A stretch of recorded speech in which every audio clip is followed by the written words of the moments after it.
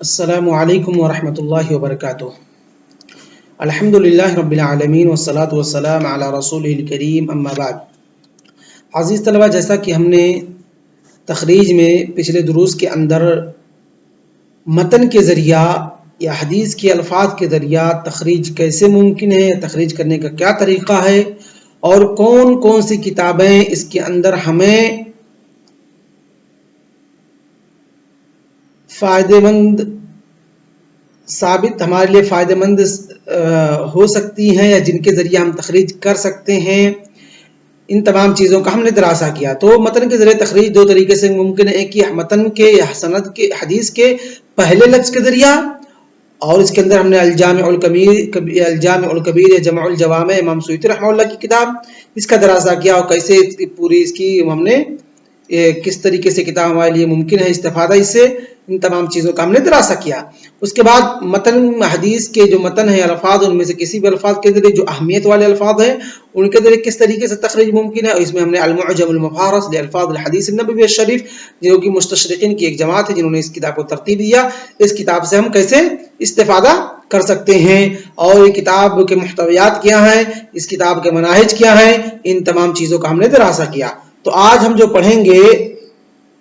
میزات، خصوصیات انہی دونوں کتابوں کا، جو کہ ہمیں متن کے ذریعہ یا حدیث کے الفاظ کے ذریعہ تخریج کرنے میں مدد کرتی ہیں یا جن کے ذریعے ہم تخریج کرتے ہیں۔ تو سب سے پہلے جمع الجوامع کی میزات اور ان کے مآخذ یا ان کے نقص، ان کی کمی کیا، ان کو پڑھیں گے، پھر معجم المفارس کو پڑھیں گے۔ میزات و جمع الجوامع کہ جمع الجوامع میں جب ہم استعمال کرتے ہیں تو اس میں ہمیں راوی کا نام بھی معلوم رہتا ہے،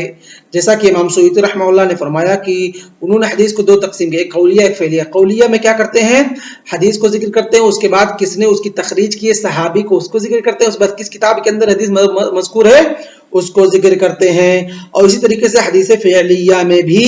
صحابی کو ذکر کرتے ہیں، اور کیونکہ وہ حدیث صحابی ہی کے طریقے سے ممکن ہی ہے تخریج۔ اس کے بعد امام سیوطی رحمہ اللہ اپنی کتاب جمع الجوامع کے اندر حدیثوں کے درجے، ان کے مراتب کو بھی ذکر کرتے ہیں، جیسا کہ انہوں نے کہا فلاں فلاں کتاب، فلاں فلاں کتاب، یعنی 8-10 کتاب کا کہا، بخاری، مسلم، ابو داؤد، ترمذی، ضیاء الدین المقدسی، سنن ابن ماجہ،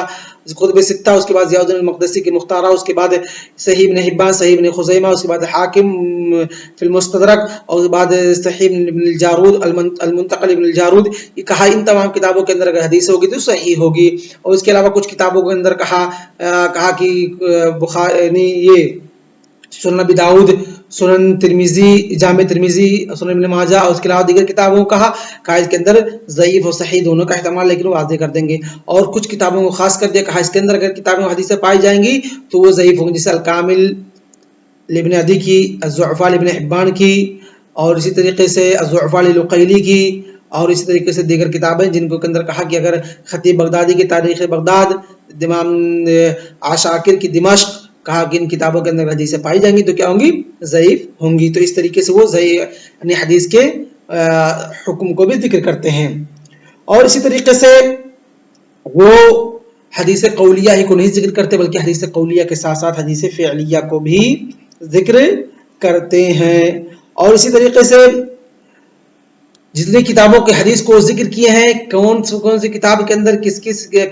کتاب کے اندر یہ حدیث پائی جاتی ہیں، ان تمام کتابوں کا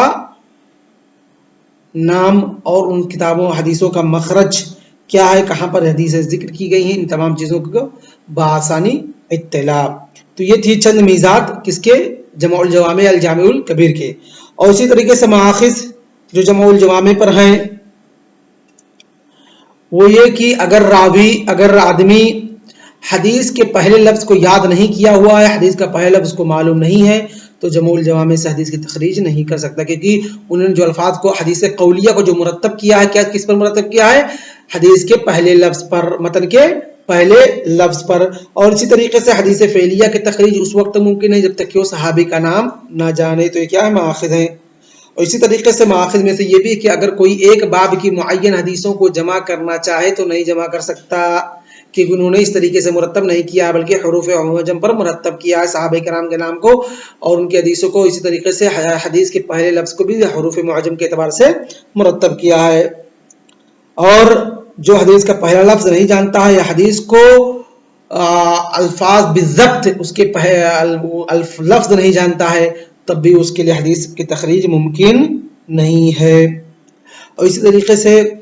اگر حدیث فعلیہ ہے تو صحابی کا نام بھی جاننا بہت ضروری ہے.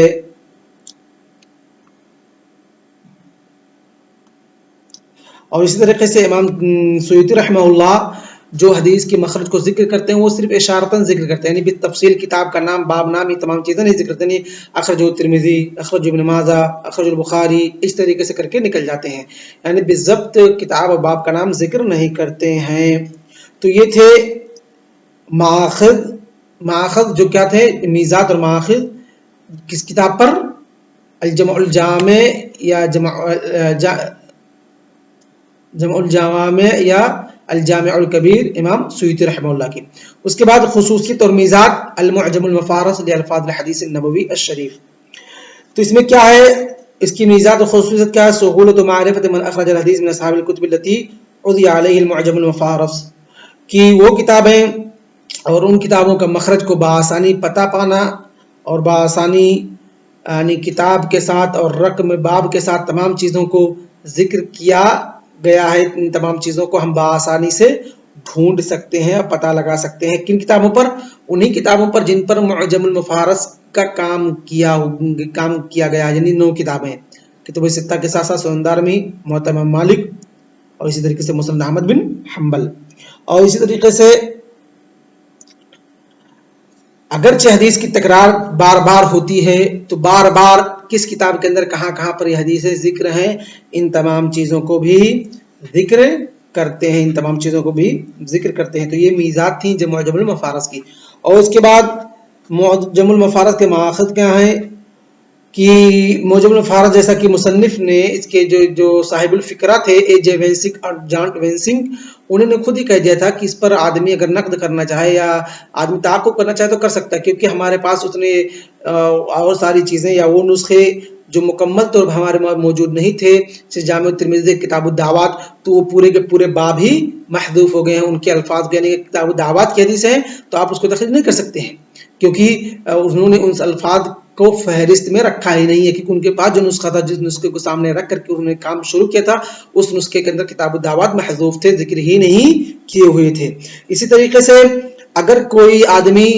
علم صرف کا ماہر نہیں ہے، الفاظ کے مادے کو، ان کے اصل حرف کیا ہے ان کو نہیں جانتا ہے، تو معجم المفارس سے تخریج نہیں کر سکتا کیونکہ انہوں نے حروف معجم پر مرتب کیا ہے، اور جو اوپر ہیڈنگ ڈالتے ہیں تو حروف معجم کو کیسے، جو اس کے اصل مادے ہیں ان میں آپ کو جا کر ان کو ڈھونڈنا پڑے گا. کیا کرنا پڑے گا؟ جو اصل مادہ ہے لفظ کے اس میں جا کر آپ کو ڈھونڈنا پڑے گا، تبھی آپ جا کر کے حدیث کو پا سکتے ہیں. گویا کہ علم صرف کا ہونا بہت ضروری ہے، علم صرف کی جانکاری، کیونکہ کلمے کے اصل کو نکالنے کے لیے. اور اس طریقے سے دوسری چیز جو نقص ہے معجم المفارس کے اندر کہ وہ حدیث کا صرف تھوڑا سا طرف ذکر کرتے ہیں، جو لفظ کے ساتھ آپ ڈھونڈ رہے ہیں وہ لفظ اور اس کے آگے پیچھے 1-2 لفظ، بس اس کے آگے پیچھے 1-2 لفظ، یعنی کہ پوری کی پوری متن وہ ذکر نہیں کرتے ہیں. تو یہ تھے چند مآخذ اور چند میزات المعجم المفارس لالفاظ الحدیث النبوی الشریف کی. تو آج ہم مکمل طور پر جو تخریج کا دوسرا طریقہ ہے کہ متن کے ذریعے، حدیث کے الفاظ کے ذریعے تخریج کیسے ممکن ہے، کیسے کریں گے، ان تمام چیزوں کو ہم نے مکمل طور پر پڑھ لیا ہے. اب انشاءاللہ کل کے درس میں ہم پریکٹیکلی طور پر ایک ویڈیو بنائیں گے جس میں آپ لوگوں کو پریکٹیکلی طور پر دکھائیں گے کس طریقے سے معجم المفارس حدیث کتاب مرتب ہے اور کیسے کیسے اس کتاب سے آپ کو تخریج ممکن ہے. تو آج کا درس بس اسی پر اکتفا کرتے ہیں. وصلی اللہ علی نبینا محمد وعلی آلہ وصحبہ اجمعین. السلام علیکم ورحمۃ اللہ وبرکاتہ.